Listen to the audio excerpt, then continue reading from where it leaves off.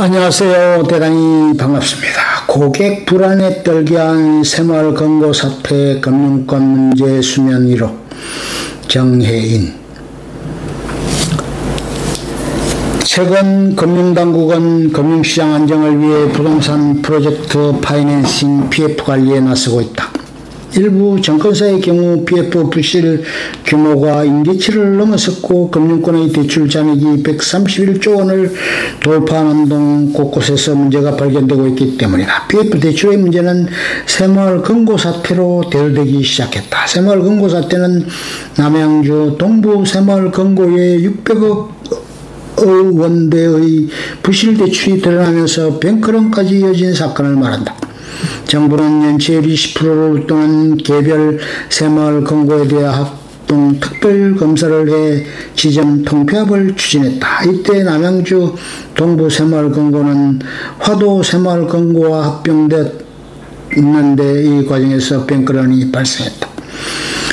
뱅크런은 은행에서 단기간의 예금에 대해 대량의 인출 요구가 일어나는 사태를 가리킨다. 대출 부실로 흡수합병이 결정되자 새마을금고 고객들의 불안감이 증폭되었고 은행은 예적금을 해지하기 위해 몰린 고객들로 가득했다. 일부 고객들은 2011년도에 금융비리로 인해 일어났던 부산 저축은행 파산을 연상하며 더욱 두려움에 떨었다. 이 사태는 새마을금고가 PF 대출 시장에 적극적으로 진출한 것이 확인이 되었다.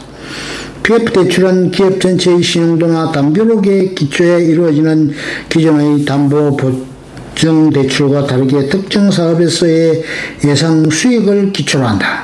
원래는 현금 흐름이 계획대로 이루어지지 않을 위험을 최소화하기 위한 금융기법이었지만 종종 PF 대출을 악용하는 사례가 등장한다. 새마을금고의 높은 연체율은 새마을금고가 급격하게 PF 대출 규모를 늘린 데서 비롯되었다. 타 금융기관이 리스크를 관리하기 위해 PF 대출의 규모를 줄이는 시기에도 새마을금고는 공격적으로 PF 대출에 나섰다. 제대로 심사 후 PF 대출이 이루어져야 했지만 개별조합의 관리감독을 맡을 인력도 턱없이 부족했고 행정안전부도 이를 제대로 관리감독하지 못했다. 새마을금고의 감독체계가 논란이 되어 국회에서는 새마을금고의 감독권을 행안부에서 금융당국으로 넘기는 내용의 법안을 지난 19일 발의했다. 그러나 총선을 1년도 남기지 않은 상황에서 각 지역 새마을금고의 정치적 영향력을 무시할 수 없다는 변수가 남아있다. 새마을금고 이사장들은 관리감독권이 행안부에서 금감위로 넘어가면 규제가 더욱 촘촘해질 것이라 우려하며 개정안에 반대하고 있다. 다행히 새마을금고 사태는 시간이 지나면서 진정 국면에 접어들었다. 정부와 새마을금고는 1인당 최대 5천만 원까지의 예금과 적금을 보장한다는 새마을금고법 예금자 보호 규정을 사람들에게 알리며 안심하라고 강조해왔다. 이에 새마을금고 예적금 인출 규모와 속도가 점차 둔화했고 재해지예금과 신규 가입 수도 증가하며 상황이 안정되었다.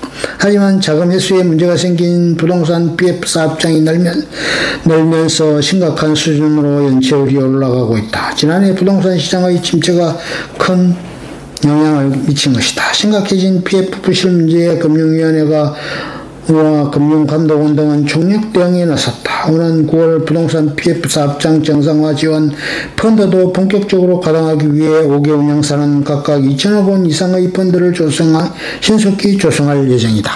이 같은 신규 자금 지원 또는 만기 연장 등으로 현재 99시 넘는 부실 우려 사업장이 정상화되길 바란다.